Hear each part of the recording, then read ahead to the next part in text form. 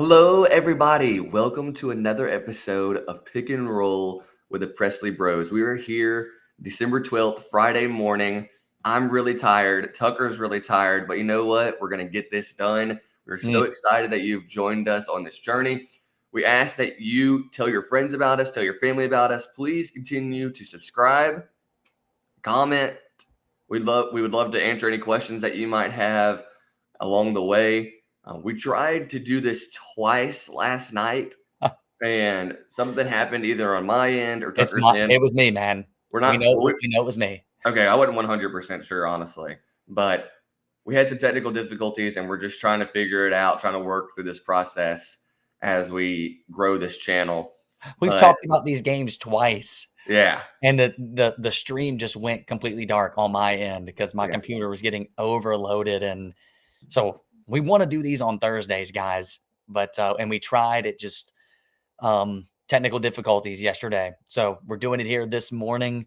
Also, I've got my son with me today. He's taking a nap in the room and in the room over here and in the bedroom. And so I got a monitor going. If he wakes up, I'm gonna have to step aside, and Dalton's gonna have to finish us out. But we'll make it through this one way or the other, right? Yeah, that's right. Okay, that's right. So we're gonna dig right into the Jimmy V Classic that happened on Tuesday. We had two great games. We're gonna talk about BYU versus Clemson. Just when Clemson thought they were gonna head into overtime, they had it right there. They even though they played bad in the second half, they tied it.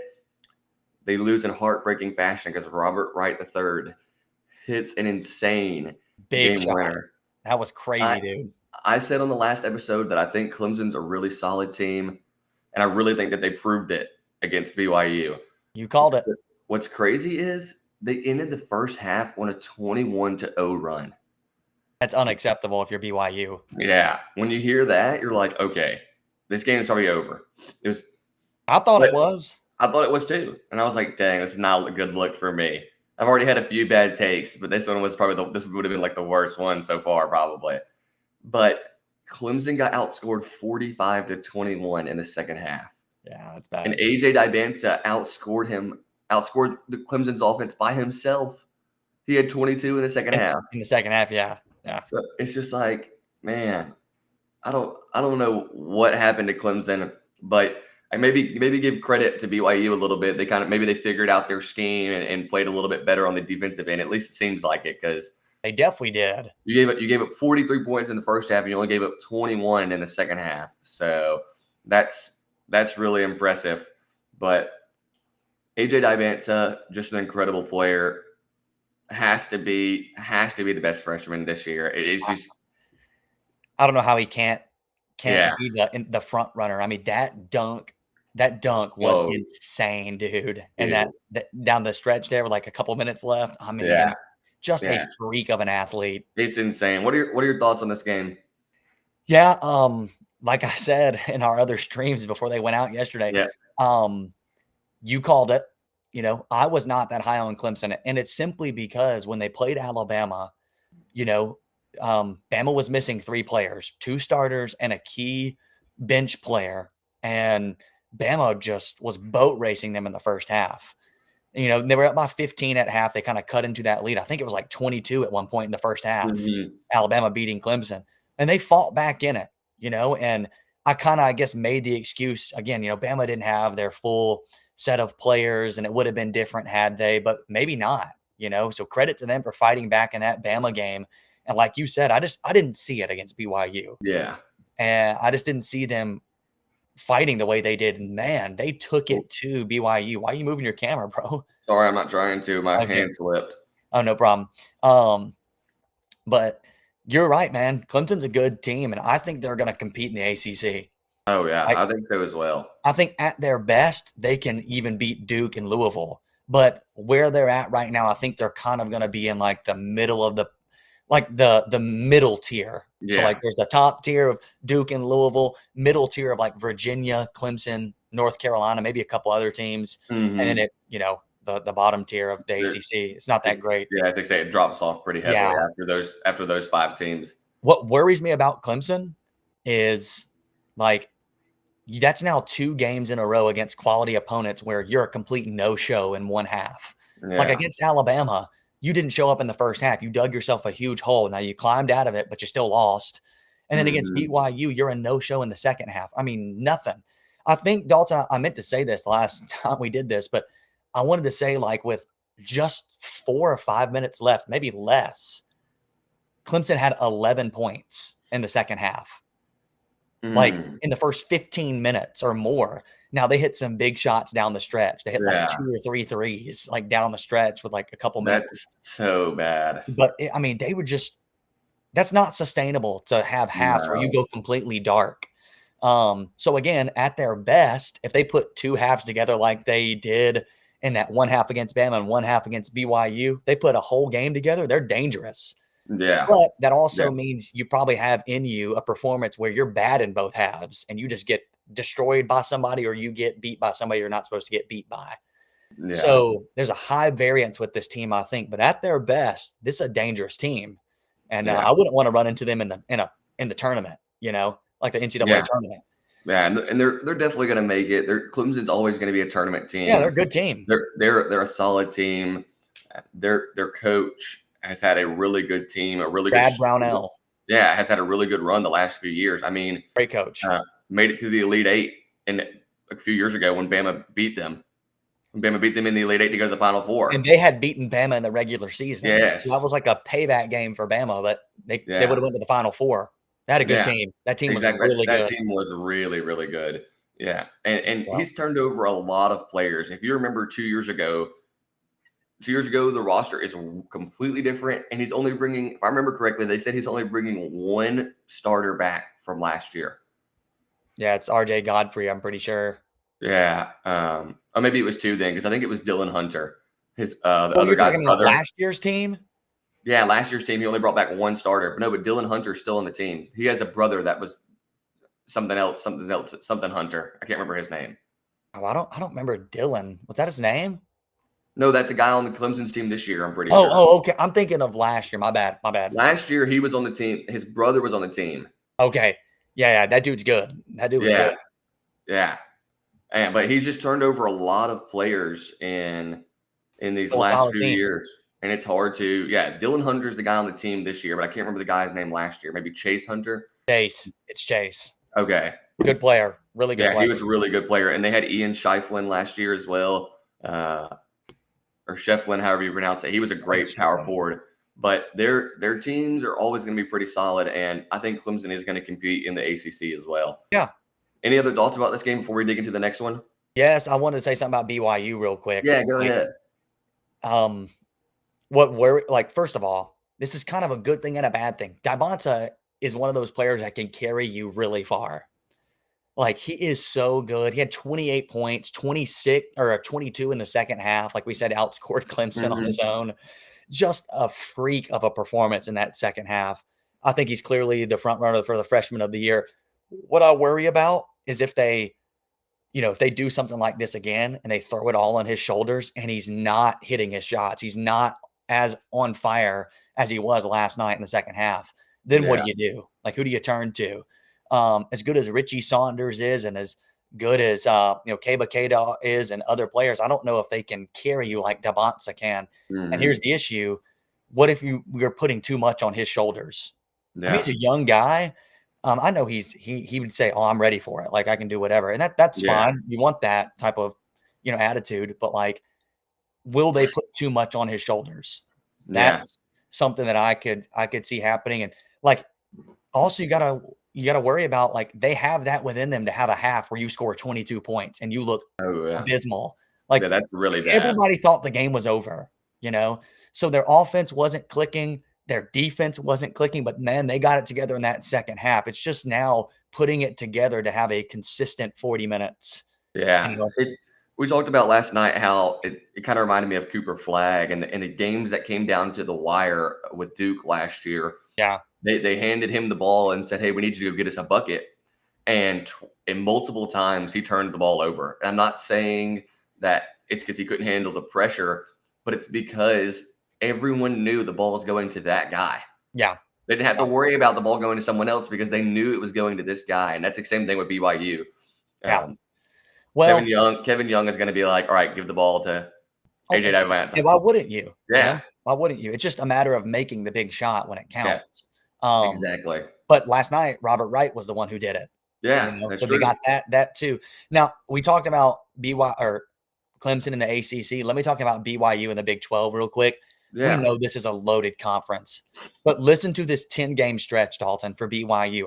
I predict they're going to struggle Yeah. in this 10-game stretch in particular. Number 16, Texas Tech. That's a pretty tough game at Texas Tech. Utah, I think you're going to handle them. Arizona, number 1, Arizona, and then Kansas back to back. And that's at Kansas. You're playing Kansas at Kansas. Then you've got Oklahoma State, think you can handle them. Houston coming to town. Then Baylor and Colorado, I think you can handle them. Then back to back at Arizona. And then you got Iowa State at home. Yeah. That's a really tough 10-game stretch. I mean, you're That looking at is. Iowa State, Arizona twice, Houston, Texas Tech, And and Kansas. Kansas, right? Like I could see out of those 6 games against those ranked opponents, you go 2-4, 3-3, maybe Yeah. even worse. I mean, like those are the Big 12 is insane. It's I mean, really that good is a this year. tough schedule. Yeah. So I'm curious to see how they'll do against these top teams because they've had close calls. They have. Villanova, Dayton barely beat those teams, That's true. So, Yeah, anyways, they barely beat they're really Clemson. gonna have to start. They're really gonna have to start getting it together and start like I don't know. It's like the offense hasn't 100% clicked yet in these bigger games. Yes. So that's gonna have to happen down the stretch, or my prediction is gonna fall flat big time. But So they did show they competed with UConn. They lost by 2 points. yeah, So I yeah, mean, like on the top end, they can compete with anybody, but on the bottom end, you could lose to a Dayton or a Villanova. That yeah, Villanova just got crushed by Michigan by yeah. 30. As I say, Villanova's not So, good this year. anyways, we can move on to UConn and Yeah, Florida because yeah. that was an awesome game. Yeah, great game. Let's talk about UConn versus Florida. As you know, I ended up picking Florida on Tuesday night. Let's go. Monday night. I said I think Catching up Florida with was. you, bud. Yeah, you are. You are. It's karma for me bragging about it. I really thought that they would get their first big win because they just haven't had that win yet. And I've said this multiple times now, but I completely forgot. I know Connecticut is way closer to New York, but I didn't think there would be thousands of UConn fans at that game. They travel well, man. They do, because my word, it was so loud in there. If you're watching that game, you could just see the navy blue and white everywhere, and they were doing their chants and everything. But the thing that was really surprising to me was how much Terrace Reed made a difference for that team. Because I watched them play against Arizona and Ryba. They didn't have Terrace Reed. Ryba started, and he's just not the same player as Terrace Reed. No. It's not even close. No. So I know Dan Hurley is really hoping that he can stay healthy because he's a really good player. I mean, they went to him immediately and he scored like 6 points in a row. Yeah, he's a really impressive player. I'm going to give my respect to UConn because they played a complete game for 40 minutes. Yeah. Never really fell off. They shot really well from the floor, 50% overall, 44% from the three. I think that's really, really good if you're shooting 40% or really above good. as a team. So I'm going to give it to UConn and just say, you know what? This team's legit. And we already know Dan Hurley's legit. So yeah. I mean, UConn's one of those teams where like they just consistently win and you're just like, oh, they're not going to be as good this year. Like you don't want them to be good. yeah. But they just are. Like there's just no way around it, man. Like they have too many weapons on this team, from Caravan to Solo Ball to Demery to Reed. I mean, their whole starting 5 is pretty much, a threat on offense. Oh, yeah. And you're just too well coached with Dan Hurley to not be a good team. And they've proven that several big wins already now, and picking up this win versus Florida. They got a great resume. Like this is a 1 seed resume so far. Only lost to Arizona. Like you said, impressive from the floor shooting, but their defense is really good. They're tenacious on defense. And I know Florida, again, they're not as good as past years. We've talked about this many times. You don't lose those 3 guards that they lost. and just be that good again. So, you know, I look at them, they shot 4 of 15 from three. That's 27%. Ooh. And what I think about that is this is a completely different team, you know, than last year. And that's an obvious, you know, thanks, Mr. Obvious, but Captain Obvious. But what I mean by that is like Walter Clayton could almost shoot 15 threes in a game by himself last year, you know, not really, but you know, he would hoist them up. Yeah, I think And there was one game that he shot. I could be wrong, but I think there was one game he shot 17 threes in one game. he might have, and that's what I'm saying. Like this team is completely different. You look down, like Condon's not a big 3-point shooter, although he will shoot some. Hauk, he will shoot some, but he's not like a Walter Clayton type guy. No. Chinyalu, absolutely not. Fland is not known for his shot, and Xavier Lee is just struggling. He went 1 of 7. Yeah. Now, he did have a good game. I still don't think that means here he is. He's a great player. I just think he had a good game. Yeah, I agree. I agree with He was that. attacking the basket, looked aggressive. I think that's what he needs, just to be aggressive. You know, he's not finding his shot right now. He's went 1 of 7 from 3. So they're going to have to find some more consistent offense, you know, from these guards, I think. You know, I agree. That's what it's going to take for them to compete, for sure. I think the biggest problem for Florida was the second chance points. You had 17 offensive rebounds to only 6 for UConn. But Florida only scored 6 points off of those 17 rebounds. UConn scored more, didn't they? Yeah, UConn scored 7 off of their 6 rebounds. They made the most of their chances. You just can't do that. Yeah. If you're Florida, only scoring 6 points off of that's only 3 baskets or 2 if you made 2 threes. So, and if I remember correctly, there was a time that Florida shot the ball 4 times and still didn't make a shot. Yeah. Like, and they had the rebounding edge over Florida coming into the game, and they showed it. They just didn't. Yeah. You got to make the most of it. You got to give, as Tucker said, UConn's defense is elite this year. They're holding opponents to 37% shooting overall and 26% from the 3. That's really good. That's a really good stat for your defense. And their offense is just so hard to guard, too, because it is screen after screen. And it just cutting, screens, cut. And someone's going to get open.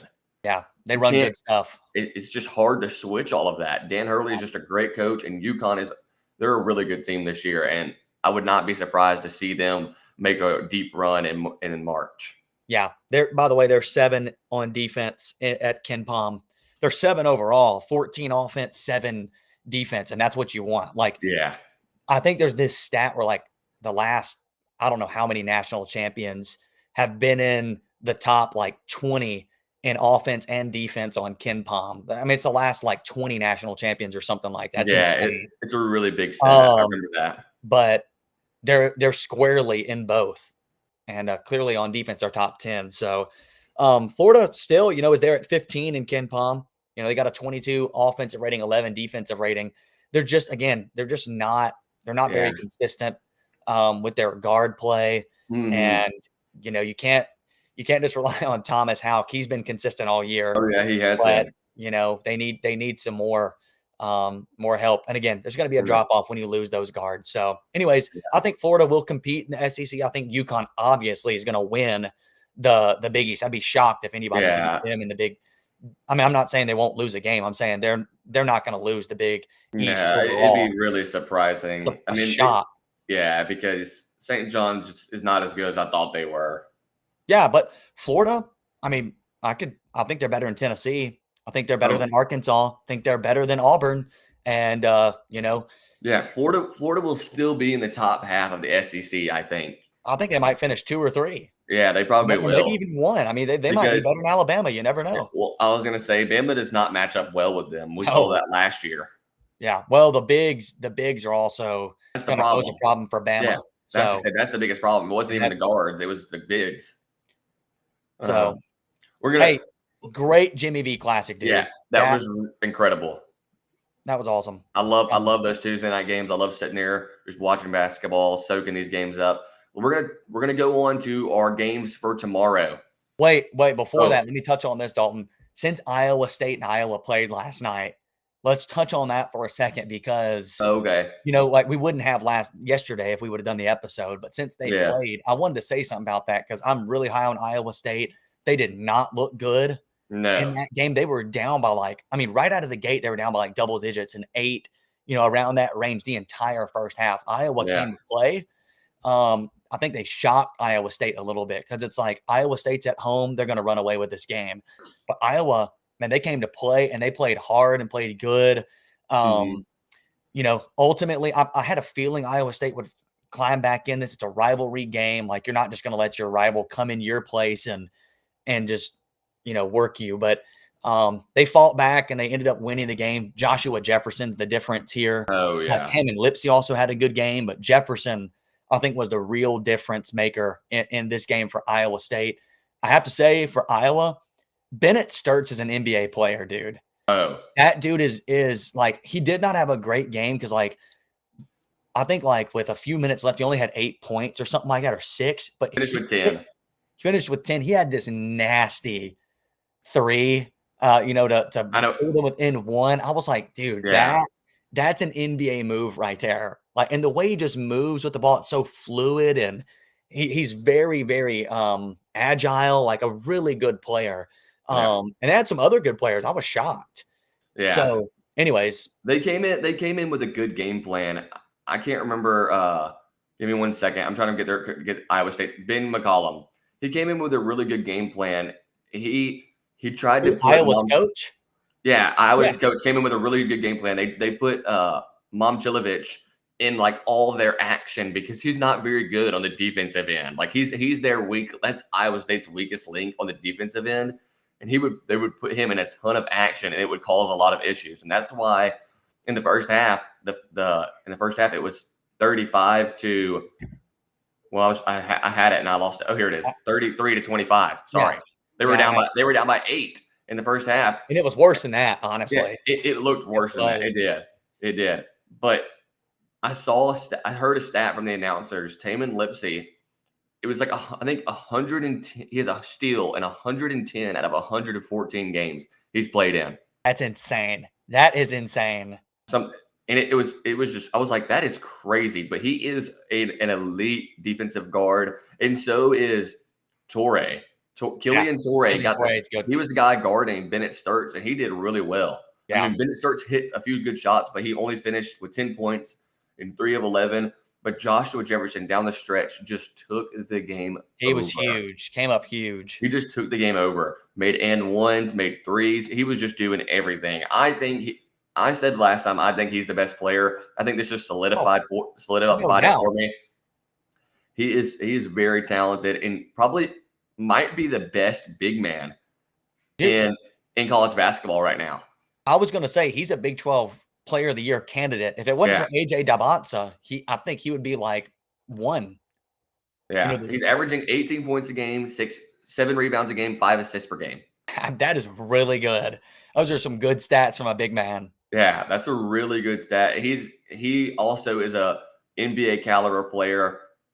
I do think you're right 100% that Iowa kind of came in and just shocked them a little bit. Yeah. But we kind of saw a little glimpse of the old Iowa State. The offense. Yeah. Offense not looking great. Yeah. Sorry, I've been talking a lot, but if you have any more thoughts on that game. No, I wanted to see they still remain 2 in KenPom. Yeah. So I want to say their offensive rating went down just a little bit, but they're still 2. Like they're 8 on offense, 2 on defense. Mm-hmm. So I'm curious to see, I think they're definitely going to lose some games in the Big 12. It's just part of it, like with this gauntlet of a schedule you're going to have. But I think they're definitely going to be right there with all the big boys, with BYU and Kansas and Arizona and Houston. Like that's a really elite group. They're going to be right there because they have a good combination this year of offense and defense, better than in the past. I know they didn't play great yesterday on offense, but they limited when they needed to. They limited Iowa on the offensive side for Iowa. That is, they limited them in the second half and came out with 41 points in the second half, and that's what you need. But you'd like to see that in both halves. Hey, let's bring the intensity and the heat both halves, and let's put this game to rest. So anyways, that was a much closer game than expected. It came down to Yeah. the wire. Yeah, I did not think it was going to be that good, but No. I actually think Iowa's a solid team. Yeah, and I really did. it just shows how good Michigan State is. They housed these dudes. I think they beat them by Yeah. 21. Yeah, let me see. I think it was 21 points. They beat Iowa. 71-52. Okay, so 19 points. 19. I mean, I think that shows how good Michigan State is. Now, I think the game was at Michigan State, wasn't it? Yeah, I think it was. So, tough place to play. All right, we can move on now. I just wanted to touch on that game because that was the biggest game of the only big game of yesterday. Oh yeah, the only game yesterday. Going into Saturday's games, we're gonna open up with Bama versus Arizona. Yours truly is gonna be there. Arizona comes to Birmingham to technically play on a neutral floor, but ESPN even says Arizona at Alabama. Their graphic says that because it's only an hour away. So it's definitely a home game for Alabama. I think there's going to be a huge crowd there. I think it's going to be a really high scoring game between two good offenses. We know Arizona is the number one team in the country for a reason. Surprisingly, KenPom has them at 6. I think that's too low. I think they should be at the worst 3. But offense is 9, defense is 9. Alabama is 13 overall, really close to their AP rating. You have a really good stat, then a really bad stat. You have number 2 offense, which is awesome. Like, to say that you have the number 2 offense according to the stats is really great. But then you have the number 46 defense. Yikes. So we know that Alabama is not going to stop anyone. That's why I think it's going to be a really high scoring game. Like, I would say at least in the 80s, if not the 90s. The key for Alabama is health. If they have all their players back, I think they have a decent chance. I really do. LeBaron Philon is looking like the best guard in the NCAA right now. Maybe player of the year right now. And I'm not even just trying to say that as an Alabama diehard. You just got to be honest with yourself and say this guy's incredible. Like, he is so talented. And I'm so glad he came back. Like, I think it was a really smart decision for him to come back, because I've seen recently in the mock drafts, like, the worst I saw him was 15. He's definitely gone after this year. There is 100% no doubt on that. Oh, yeah. But I think it's going to be a really close game. I won't talk about my prediction yet until Tucker talks about it for a little bit. Yeah, the health of Alabama is a very key piece here. We read yesterday that it was Keaton Bristow and who else was Taylor Ball Bowen. Taylor Ball Bowen looked like they're going to be in this game, like they're going to play. Yeah. However, it does look like Aiden Holloway is going to be a game time decision. And if you're a game time decision, that means you're clearly limited in some way. If Aiden Holloway doesn't play, I think it's going to be a struggle. You need your full arsenal of guys against Arizona. You got to have them, because this is an elite team. So I really like to see, Aiden Holloway play in this game and be fully healthy, but we'll see. And maybe Arizona has some injuries as well. I will say this: Arizona played UConn, beat UConn at UConn. I think that's probably the best offense they've played right now, because they played Florida, solid offense. They played Auburn, solid offense. But I don't think they've seen an offense quite like Alabama's that's going to just send a barrage of 3-pointers and shoot within the first 15 seconds of the shot clock. I mean, this is, looking at KenPom again in adjusted tempo. Alabama's 9. They're number 9 in adjusted tempo, and Arizona plays a little bit differently. They're at 36, I think, if I'm reading this right. Yeah, 36. But Bama is a fast team, so I'm curious to see how Arizona, plays against a team like this that's super fast, that wants to jack up threes, and is really elite at hitting threes. It has an elite point guard like LeBaron Philon Jr. So obviously we know Arizona's got Koa Pete, who is a really good player, and I'm interested to see who they bring out on him to start. Yeah. I think it has to be Taylor Ball Bowen, even though he's a little bit smaller. If he plays, he's been the starter Or actually, Amari Allen probably will. Yeah. And hey, you're also going against Jaden Bradley, your former, I don't know if any of these guys were teammates with him. No, I don't think so at all. But maybe Latrell Wrightsell, maybe. He was on Alabama, 3 years ago, I believe it was. Yeah. The season they had Brandon Miller and all them. Jaden Bradley, he's really blossomed into a great player. I mean, he's a key player for this team. So that's an interesting stat, or an interesting matchup, like Jaden Bradley versus LeBaron or these other Bama guards. It is a really good matchup. Toby Awaka is a really good player, for Arizona. And transfer from Tennessee. I worry about how they're gonna, gonna guard him, because we've already chronicled rebounding, man. Yeah, the rebounding is key, and how you play the big men for Alabama. And one other thing I would say is the depth. Anthony Del Orso, I think he's still coming off the bench, if I'm not mistaken. Really great player for Arizona. But Alabama's depth is really showing now that they've got Jalil Bethea, Amari Allen, London Jemison, these guys coming off the bench. I think that may be a key here. Who's going to have the better bench production? I think Alabama is actually deeper. I think they are a deeper team than Arizona. Arizona may be the more talented overall team, but I think that Alabama's got the deeper bench and can bring a barrage of players at you. Yeah. Again, so I'm saying a lot of keys here, bench and the rebounding and the guard play, but also we saw the disparity on defense. Arizona is in the top 10 in defense on KenPom, and Alabama's down in the mid 40s. 46. So Alabama, has seen teams this good, but I don't know if they've seen a team that has a 10 defensive rating yet. Illinois is not like that. Purdue's not even like that. No. So I am just curious how Alabama will play against this defense. So let's do predictions. Yeah, I think it's going to be a really close game. Alabama lives and dies by the 3. Like you said, I don't think Arizona's seen an offense like this, but unfortunately, I think Arizona is just too good. I really do. I just can't see Bama unless everything goes right. I just can't see Bama getting it done, because we know, we've seen in the past, especially with these teams that are like this, good teams, not elite teams, can never really seem to edge out those close games against the big teams. They're just they can't squeak it out for some reason. So I'm going to go with Arizona, even though it hurts me to do it. Of course, I want Bama to win. But like I said, I just think Arizona is too good.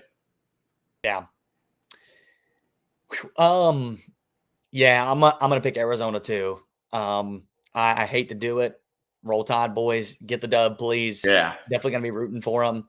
But I'd be fine losing this pick. I just don't know how I could pick Alabama with what Arizona has done so far this season. Yeah. It's amazing that they went to UConn and beat UConn. They beat Florida in the first game of the season. They have another solid win against UCLA. This is a good team, and they're just good on both ends of the floor, man. And Alabama is not. They're good on offense and just okay at defense. Just average.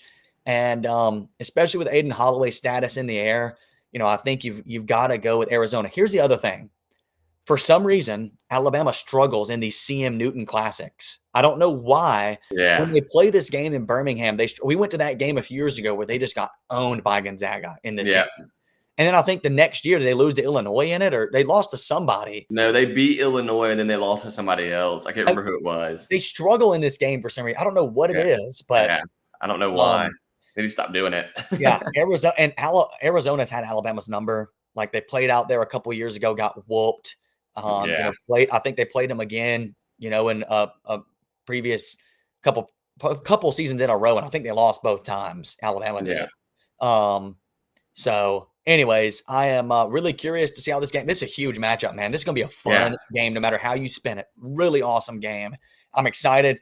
Roll Tide, but I'm going Arizona in this game. Yeah, I have to as well. It is going to be a great game. I'm excited to be there tomorrow night, 8:30 Central Time.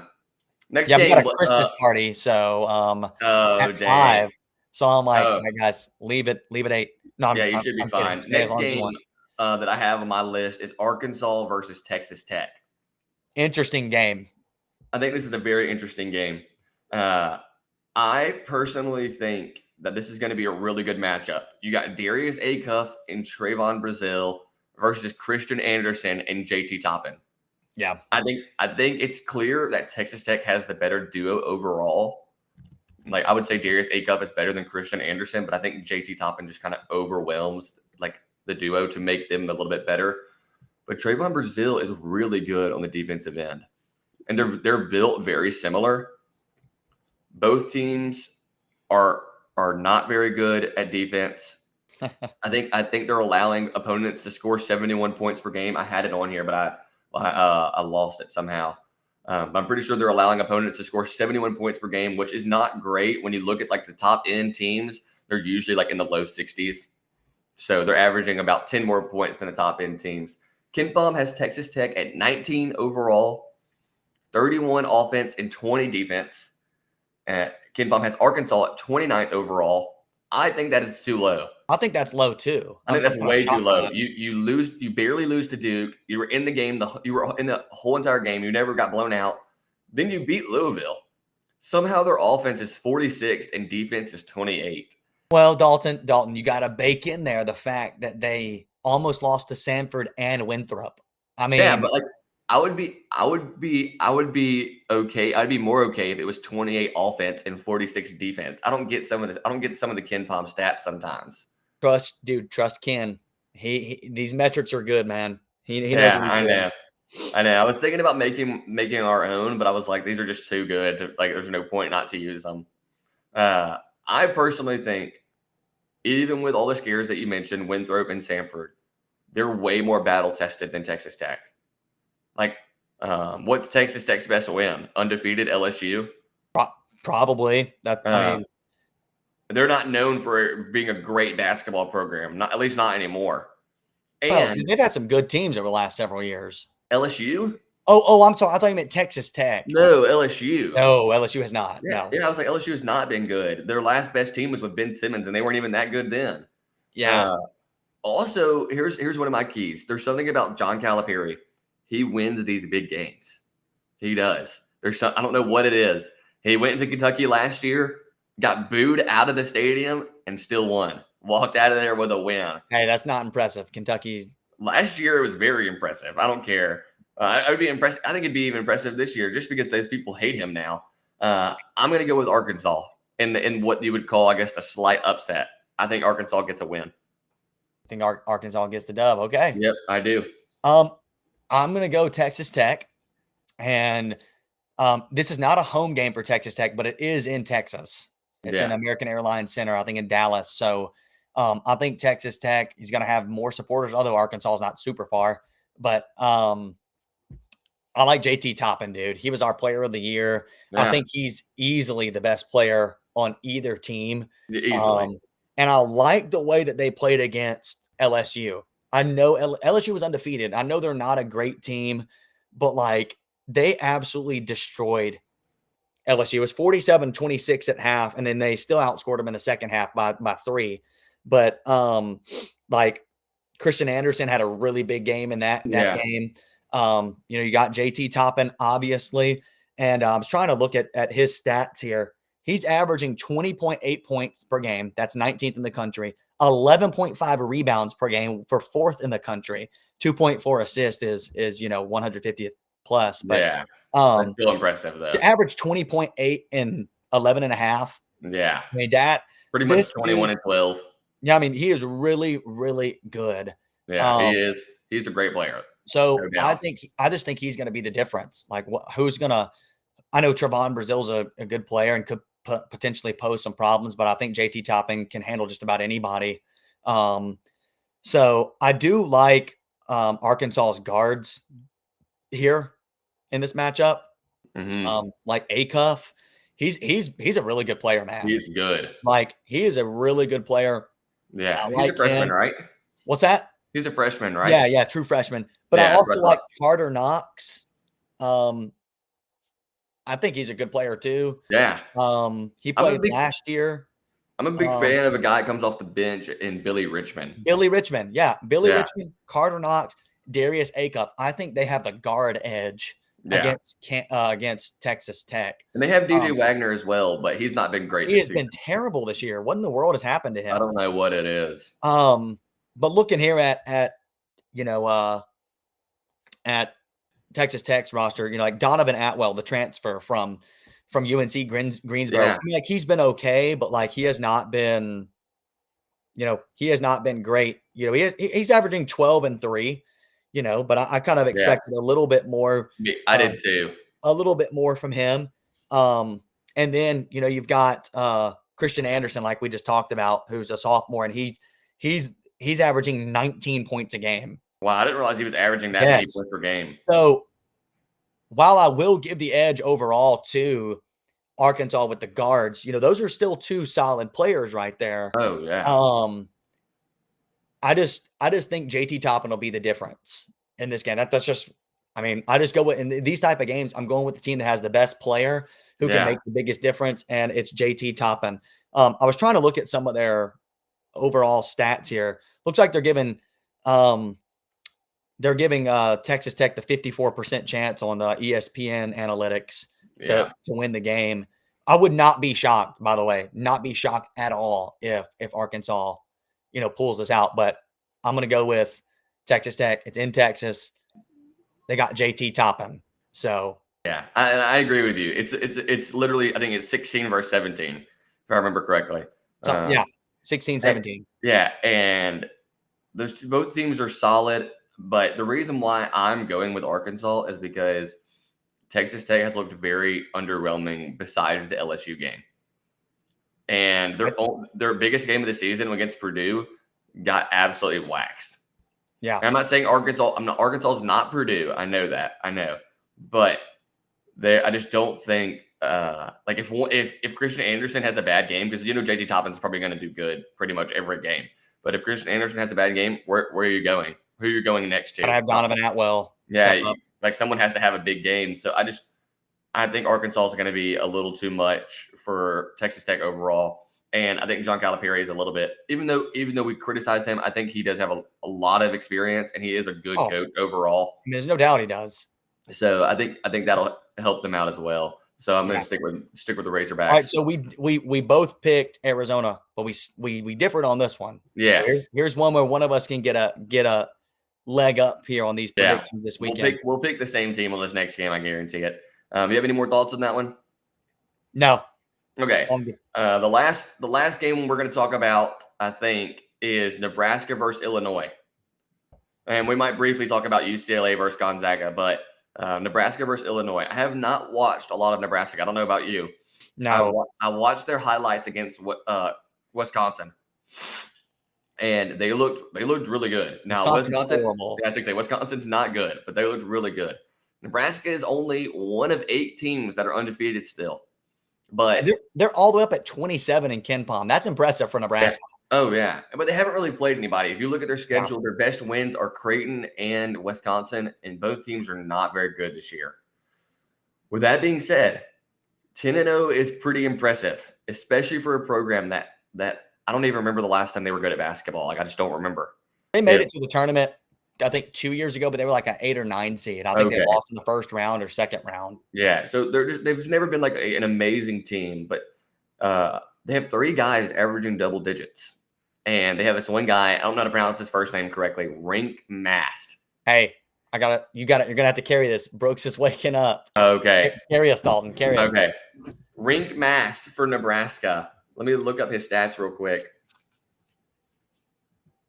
And Rink Mast is averaging 18 points a game, 7 rebounds a game, and 3 assists per game. That's really impressive for a guy that I've never heard of.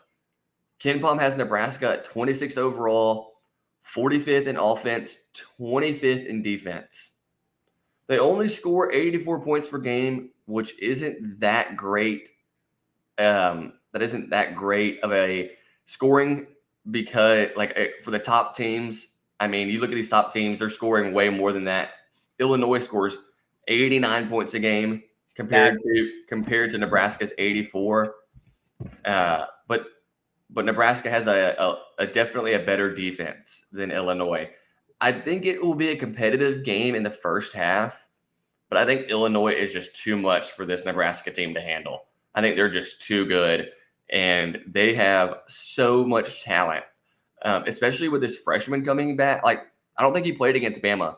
This freshman, Keaton Wagler, is averaging. I don't think Wagler played either. He's averaging 15 points a game. It's tied for second, only behind Kylan Boswell, who's averaging 16 per game. They have 3 guys averaging 15. Illinois does. Dude, they have offensive weapon after offensive weapon after offensive weapon, dude. Like, you go to Stojakovic, to Wagler, to Boswell, to the Merkovich, dude. I mean, it's just endless. Yeah. Like, go ahead. Oh, sorry. And something I really like about this team, like if I was ever a coach, I would want my team to be like this. 1 through 5 can hit a 3. Yep, all of them. All of them can hit a 3. And that's how I like. I said this before, and I'm going to stick by it. I think this is Brad Underwood's best team since Kofi Coburn and Io DeSumo. I don't think he's had a more complete offensive team than this. No. Your boy Ben Humberchouse, baby. Yeah, Ben Humberchouse. And he's a good player coming off the bench. Yeah. He is. He shoots the ball really well. He might not score a lot, but he shoots the ball really well. Here's the difference in this game, Dalton. I'm picking Illinois too. Yeah. It's at Illinois. Oh, yeah. And this is a notch up in competition for Nebraska. Hey, hats off to them, man, to start this well. And they didn't just beat Creighton and who was it? Wisconsin. They boat raced those dudes. I mean, what? I didn't know this. They also beat Oklahoma 105-99. Yeah, so I mean that's a solid win. Yeah. Oklahoma's not great, but like still solid win. They've got some Power 4 wins. Well, I guess not Power 4. I'm thinking football, but like big time wins. Against like good name programs. But this is a step up. Illinois is a different animal. Like, you're talking about a potentially top 10 caliber type team, definitely top 15 type team. And this offensive arsenal is insane for Illinois. Yeah. We saw that on full display when they played Alabama. I think Illinois, it being at Illinois, I think it'd be much more intriguing if it was in Nebraska. Yeah, I would still go with Illinois though, personally. I'd probably still lean Illinois, but it would be interesting, and it would be a very dynamic crowd in Nebraska, if it was there. But since it's in Illinois and I don't think they've seen an offense or team like this, I've got to go Illinois. And I think also, Brad Underwood's the better coach. Yeah. Nebraska has a tough little stretch here in the next, let's see, 1, 2, 3, 4, 5, 6 games. They got to play Illinois.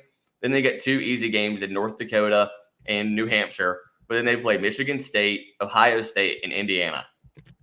So we're really going to see what this Nebraska team is made of. I think if they can go 3-2 in those, 2-2 in those 4 games, like the 4 big games, Illinois, Michigan State, Ohio State, Indiana, I think that's pretty good. I just said that Brad Underwood's a better coach. I did kind of forget Fred Hoiberg is the coach in Nebraska, and he is a good coach. He used to be at Iowa State. They had some really good teams there, I believe it was. I think he went up to maybe the Bulls or something in the NBA, and he just kind of faded, when he came back down to the NCAA ranks. But he really is a good coach. You can see that. I mean, nobody takes him. I don't know him off the top of my head, but I think, like you said, and we both said it, I just think Illinois is going to be too much offensively. Nebraska has some solid players, but they have not seen a team like this. So I think Illinois, when it's all said and done, is probably going to win by 10 or more. Hey, I did also want to mention the other night, Illinois did play Ohio State and handled them. So that was another pretty impressive win, because I think Ohio State's got a good record. And, that guard dropped 34. Bruce Thornton? Yeah. Dude, who's been there for like 15 years. Yeah, he had 34 against Illinois. He could not miss. That dude is a good player, and he is thick. I mean, he is like a big old boy. Yeah, so, he's really talented. Yeah. Anyways, any more thoughts about that game before we get into the last game, or are we gonna? I think let's say a little bit about UCLA versus Gonzaga, yeah, UCLA, or just the reaction to the 76 team bracket. No, let's talk about UCLA and Gonzaga real quick. Like, we don't have to talk about this long. It's in Seattle. It's not a home game, but in Seattle. I mean, you're really close if you're Gonzaga. Gonzaga and Arizona, are easily the best teams that UCLA will have played. And UCLA, they fought hard against Arizona. Oh, they did. Only lost by 4. Only lost by 4. Yeah, like really, really fought against them. But then they've had some losses since, I believe. I need to look that up. Who they lost to Cal by 8. Cal. Like, that's not great. Like, you don't want to really bad loss. You don't want to see that. But I think I'm gonna go Gonzaga, and it's because it kind of reminds me of not Illinois exactly, because like Huff and EK are not like big time 3-point shooters like Illinois. Everybody can pop threes. Yeah. But everybody on their offense is pretty much like a threat, to score. I don't love their point guard, Sabidi or whatever is Saint Sabidi. Yeah, Mario Saint Sabidi. I don't think he's great. He's okay. But Ike and Huff, like they've got an offense where everybody can make a difference. Oh, yeah. And I think they're going to struggle with those two guys. However, I do think UCLA may have the best player overall in Donovan Dent. I mean, that dude he's not as good this year, but he is a really good player. I was just going to say, I really thought this team was going to be good with like that ranked 15 at the beginning of the season. They got the transfer in Donovan Dent. I thought he was going to be a really solid player, but he has not been great this year. Their best win, it might be against Oregon, but Oregon's 4-5. Yikes. UCLA is a tournament team. KenPom has them at 31st overall, offensively 41, defensively 36. Yeah, I was wrong about Donovan Dent, dude. He was so much better last year. He was so good last year, and he has just not been the same. KenPom on Gonzaga, 3 overall, 7 offense and 4 defense. And now Braden Huff's now averaging the most points per game. He actually passed Graham Ike. He's averaging 17 points per game. I am going to pick Gonzaga as well, and I don't even think it'll be close. I really don't. Yeah, I think they're going to handle them. It's in Seattle. Like, I just don't see how. It's just too much. I just don't think UCLA is that good of a team. They got blown out by Michigan. You can say Gonzaga got blown out by Michigan. I think if they were to play again, it would not even be the same. It would not be the same. They would lose. I would predict Michigan to win. I don't think I would predict Michigan to win by 40. So they're just on an insane. I don't think I've seen a tear like this ever. Dude, it's been crazy. I've never seen anything like this. It has been crazy. By the way, I'm going to change my pick for Arizona, Bama. I'm going Bama. Oh, you're going to go. I'm going to pick Bama, A, because I want us to be different. But B, just sitting here talking about UCLA taking Arizona down to the wire, and only losing by 4. I think Alabama is a much better team than that, and it's in Birmingham. I'm going to go Bama. That's true. I think it can happen. I'm still going to stick with Arizona. We've gone different. We haven't gone different but that's 2 games we've gone different on now. We're 2-2. 2 games the same, 2 games different. Yeah. So, full time, baby. Any more thoughts about that Gonzaga game? I mean, it's not really much to talk about because Gonzaga's just too good. I just wonder why UCLA's ranked. Yeah, I meant to say that too. I even had it here. I was surprised to see them back at 25. Like they have nothing solid here. No. That says this is a ranked team. Yeah. But anyways, let's move on now. Let's talk about some tournament expansion. Yeah. This is something that for the last several years has been on the radar and has been a discussion. It's like, when are they going to make a decision on this? Well, they've set a date now. April. They have to decide if they are going to keep it at 68 or expand to 76. That's the number, 76. I had even seen some in the past, like not recently, in the distant past, about like expanding into 80s or 90s for this tournament. Rick Pitino was interviewed on this, I think back in like October. He loves the expansion, like into the 70s. He's like, I mean, basically his point was you get more games, which is great. More players get more limelight. And that's better for them and for the fans to have more games and more revenue, basically. personally, Dalton, I am not a fan of expansion whatsoever. I think 68, where we're at right now, is a good number. In fact, I thought 64 was a good number. Now the first four has turned out to be a pretty good success, I think, because we've had some runs from teams in the first four. But 68, I feel like here's my big problem with it. I don't care about the money. I don't. You guys have enough money. Forget it. Okay, but I know that's what people want is money. So there we got some greedy folks. Yeah, definitely. I don't like it because my thing is you have to earn your way into the tournament. Mm-hmm. Right? Like, I don't want to just start putting teams in the tournament just to put teams in the tournament. Yeah. Okay. Most of the time, those teams who are right at the cut line, like 69 or 70 or 71, like those teams are not that good. Yeah. Right. And usually not. Usually not. And it's like, really, this team's got 12 losses, 13 losses, maybe a couple good wins, you know. And there have been some egregious mistakes by the committee leaving some good teams out. But like for the most part, like I just don't want to let teams in just to let them in. You've got to earn your spot into the tournament. And I think if you go to 70, even 76, you're going to start letting in teams who really don't deserve a spot in this tournament. You're going to start letting in teams just for the sake of letting them in. And it's like, there's no, like, at this point, it just looks like a money grab. Like you just want more money. Like this has been a really good product for a long time. 68 teams. I think it expanded to 68 in like 2011. So it's been like 15 years, just about. It's like, why change what's not like, don't try to fix something that's not broken. Yeah. You know, it's great what we've got. Don't try to change it. I don't love it personally. I don't like expansion at all, but people disagree with me on that. I think there's pros and cons. You kind of mentioned some of the pros. A larger field obviously gets more games, which gets fans more excited for more first round matchups because those games are usually a lot of fun.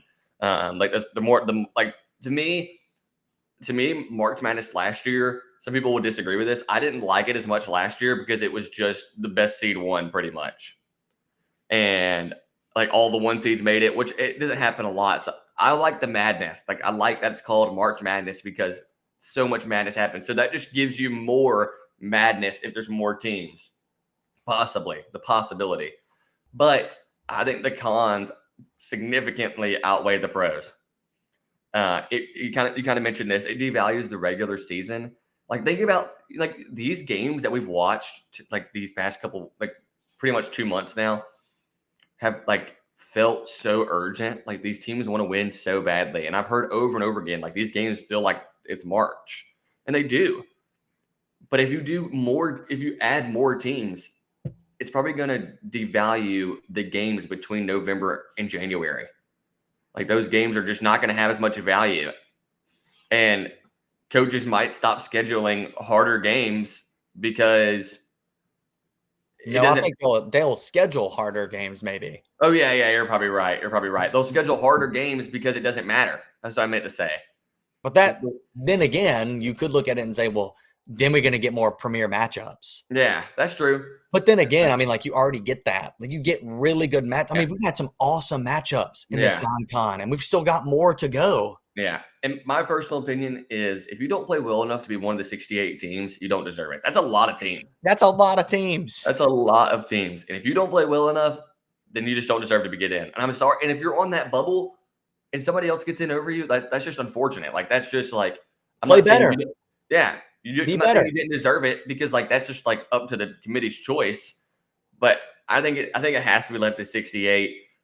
I just don't think there's enough besides the money for the people that there's not really pros for the fans. But I unfortunately think you can give your opinion here in a second. I think it probably will go to 76. Unfortunately, I think it is too. I mean, obviously, it's always the NCAA always makes boneheaded decisions, and they're greedy. They want money. But like I think about Alabama several years ago. I want to say it was like 2017, something like 18, maybe 19. I don't know, when Colin Sexton was there. Oh yeah. They made it into the tournament. I think they were 18-13 or like 19-14, something like that. They got in as like an 8 or 9 seed because they beat Texas A&M on a buzzer beater in the SEC tournament. And anyways, I'm like, if you expand to 76 teams, you could legitimately have teams that have 15 losses, 16 losses in the tournament. Yeah. Right. And to me, that is way too many losses. Like Alabama had so many losses that season. I mean, it was ridiculous. I'm not a fan of that, man. Like, earn your way into the tournament. What we've got right now is a beautiful product that works really well. It's a lot of fun. And I'd hate to see them change it. I And I agree. know, people say, well, you have, better games. My thought is, what are the odds of these? You expand to 76. Okay, you have 8 more teams. What are the odds that one of those 8 teams goes and wins it all? Yeah. I mean, slim to none. Now I know somewhat the fire back to that would be, well, we've had teams from the first 4 make it to the final 4 before, and that's worth it right there. Okay, cool. That's a good counterpoint. The Cinderella run is really fun. Yeah. But I don't even see that happening with these teams that are like ranked 76 and, 70 to 76, I don't know. Cause again, the quality of team when you get down there is just not that good. Yeah. And I also think NIL has shaped this as well. Like you don't see like Donovan Dent and Donovan Atwell. Those 2 guys, they don't stay at UNC Greensboro and where was he at? New Mexico or New Mexico. Yeah, you don't see them staying there because UCLA probably paid him $1 million to come to play at UCLA. So it's like these guys aren't staying at these teams that aren't great because they get paid. So NIL has I will say, NIL has kind of ruined March Madness, and I'm kind of it's sad, dude. It's sad to see that, but the mid majors, bro, there's not as many like great mid major teams because if they get noticed, they're getting taken. I mean, like Tyon Grant Foster on Gonzaga was at Grand Canyon, and he's now at Gonzaga. Yeah, exactly. Dalton, I think you froze, bud. Oh, hello. Can you hear me? Yeah, I got you. Anyways, I really hope they don't expand the tournament. Yeah, but me too. I have a feeling they will because it's just like the NCAA to do this type of garbage. Unfortunately, I think it's going to happen too, but we'll see. Yeah. Great episode, man. We actually finished it this time. Yeah, about time, dude. 3rd time is a charm, they say. Yeah, that's right. All right, Appreciate guys. you guys watching. Yeah, thanks for joining in. We're going to make some clips, and we hope you subscribe to the channel and follow along with us with Pick and Roll and the Presley Bros. Hope you have a great day. I'm going to steal your